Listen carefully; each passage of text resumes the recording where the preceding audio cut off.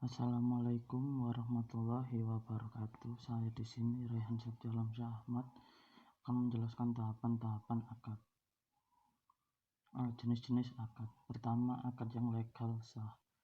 1. Bentukan dasar akad yang legal yaitu akad yang memenuhi unsur dasar, rukun dan syarat sikot, pelaku akad, objek akad, dan tujuan akad. Yang kedua, sifat akad legal yaitu akad tidak mengandung sifat-sifat yang dilarang oleh syarak. Kedua, akad yang tidak legal. Bentukan dasar. 1. Bentukan dasar akad yang tidak legal yaitu akad yang tidak memenuhi salah satu unsur-unsur dasarnya, rukun syarat, sikot, pelaku akad, objek akad, dan tujuan akad. Yang kedua, sifat akad yang tidak legal yaitu akad yang memiliki sifat-sifat yang dilarang syarak seperti beberapa sifat akad yang menyebabkan sah dan tidaknya akad.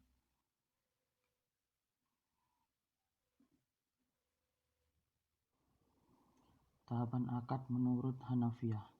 Pertama, fase inqad, pembentukan. Setiap akad harus melewati fase kelahirannya atau pembentukannya dengan memenuhi rukun dan syarat akad. Jika rukun dan syarat akad terpenuhi, maknanya di situ mulai terbentuk munakid.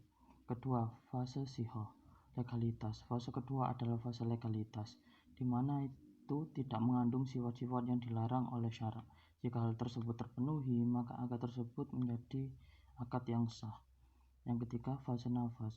Jika akad itu munakid dan sah, itu belum menjadi akad yang sempurna jika belum melahirkan akibat akad secara langsung karena membutuhkan persetujuan pihak lain. Kan yang masih bergantung pada persetujuan mitranya. Yang keempat, fase luzum.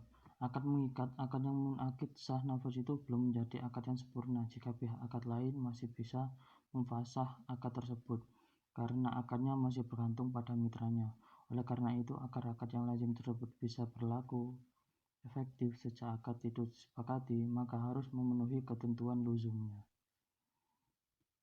Tahapan akad menurut jumhur.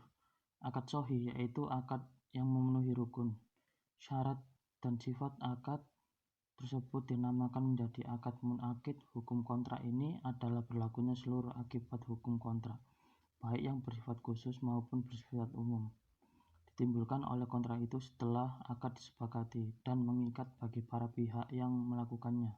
Sebagai contoh, jual beli yang sah adalah jual beli yang memenuhi semua rukun dan syaratnya. Setelah terjadi ijab dan qabul, maka barang yang dijual menjadi milik pembeli dan yang harga penjualan barang menjadi milik penjual, kecuali apabila ada syarat khiyar. Kedua, akad batil, yaitu akad yang tidak memenuhi rukun, syarat, dan sifatnya, maka akad tersebut dinamakan menjadi akad tidak sah juga. Akad fasid dan akad batil dalam waktu yang sama, karena istilah fasid dan batil adalah sinonim akad tidak sah. D. Ragam akad secara rinci. Akad munakid dan akad batil. Akad munakid adalah akad yang memenuhi syarat inqiad, yang syarat yang wajibnya terpenuhi dalam rukun akad. Contoh syarat-syarat yang terkait dengan ijab qabul, pelaku akad, dan objek akad. Karakteristik akad batil. Karakteristik itu sebagai berikut. Yang pertama, akad batil adalah akad yang tidak memenuhi syarat-syarat sah suatu akad.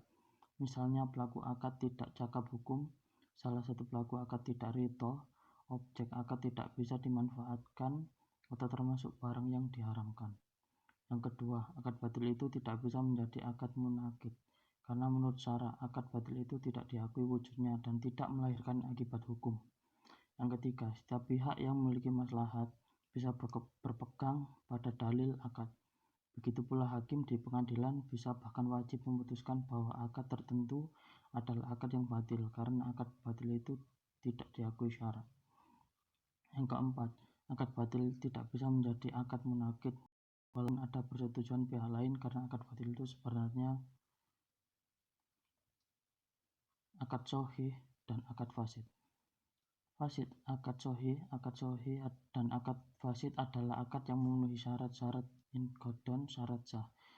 Dikatakan legal sifatnya apabila tidak ada sifat terlarang dalam akad tersebut. Sebaliknya, akad fasid itu akad yang tidak memenuhi unsur-unsur perlengkapannya walaupun unsur dasarnya terpenuhi, misalnya adanya sifat terlarang dalam akad tersebut. Karakter akad fasid. Sebuah akad fasid disebut munakid jika rukun-rukunnya. Yang kedua, akad fasid itu menjadi tidak legal jika ada sifat-sifat terlarang dalam akad tersebut. Sifat-sifat terlarang tersebut ada kalanya terjadi karena sifat tersebut bertentangan dengan karakter dasar akad dan konsekuensi hukumnya, seperti menjual satu barang dengan syarat penjual mengembalikan harga setelah masa tertentu, atau karena akan mengakibatkan terjadinya gharar bagi salah satu pihak akad, seperti jual beli dengan harga tidak tunai yang tidak diketahui. Jika syariat Islam tidak mengakui akad fasid, oleh karena itu akad tersebut tidak fasah oleh pihak-pihak akad atau difasah secara paksa oleh pengadilan jika ada kondisi yang menuntut hal tersebut. Yang keempat, sebuah akad tidak bisa menjadi akad fasid secara langsung sebagaimana dalam akad sahih. Karena akad sahih bisa difasah dan dibatalkan sewaktu-waktu, tapi akad batil ini terjadi jika dilakukan oleh pihak-pihak akad. Yang ketiga, akad nafis dan akad mauquf. Akad nafis, sebuah akad menjadi akad nafis jika syarat-syarat inqad dan syarat-syarat sahnya terpenuhi. Akad nafis adalah akad mengakui dan sah yang dilakukan oleh pihak yang memiliki kompetensi asliyah dan kewenangan wilayah. Akad seperti ini melahirkan konsekuensi hukumnya secara langsung tanpa membutuhkan persetujuan dari pihak akad yang lain. Akad mauquf adalah akad yang dilakukan oleh pihak yang memiliki kompetensi tetapi tidak memiliki wilayah. Akad seperti ini bisa melahirkan konsekuensi hukumnya jika mendapatkan persetujuan dari pihak yang memiliki akad tersebut. Jika pihak tersebut tidak menyetujui, maka akadnya menjadi yang mumayyiz, batal, seperti akad buduli dan akad yang dilakukan anak kecil. Pendapat Hanafiyah dan Malikiyah. Menurut Hanafiyah dan Malikiyah, akad sah itu terbagi dua, yaitu akad nafis dan akad mauquf.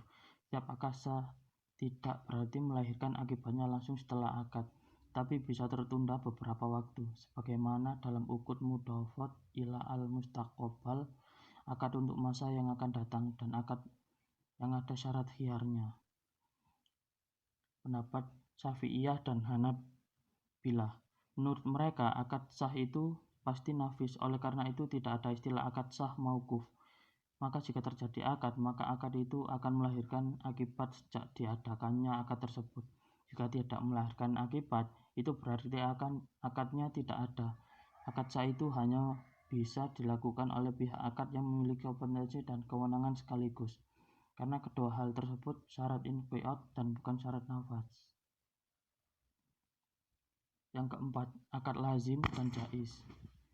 Akad lazim adalah setiap akad yang tidak bisa difasahkan oleh pihak-pihak akad kecuali atas seizin pihak akad lain. Pada dasarnya, setiap akad yang sah itu menjadi lazim.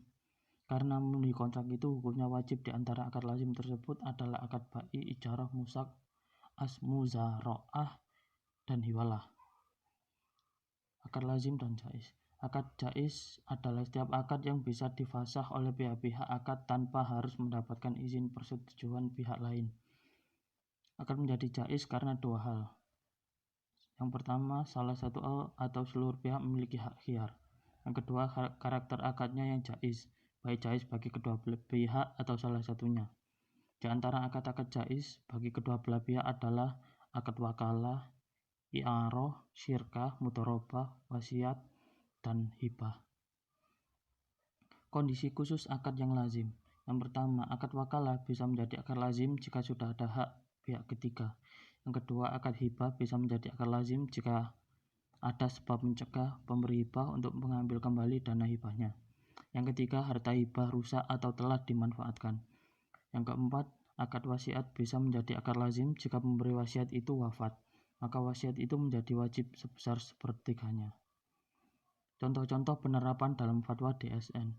Jika dianalisis penerapan tahapan akad sebagaimana dijelaskan dalam teori akad dalam fatwa-fatwa DSN, baik yang fatwa yang terkait dengan akad atau fatwa yang terkait dengan produk LKS, maka bisa disimpulkan beberapa hal berikut. Ada perbedaan antara teori dan fatwa, antara tahapan akad baik menurut Hanafiyah ataupun menurut jumhur dengan yang dianut dalam fatwa DSN. Yang kedua, dalam teori akad itu bisa munakid atau batil jika sah dan bisa fasad, bisa nafis dan bisa juga mauquf. Tetapi dalam setiap akad menjadi payung berbagai produk-produk bisnis dan keuangan. Dalam fatwa DSN itu semuanya berstatus nafidz, efektif berlaku sejak ijab qabul, tidak ada yang mauquf agar bisa dijalankan oleh pihak-pihak akad. Sekian presentasi dari saya. Wassalamualaikum warahmatullahi wabarakatuh.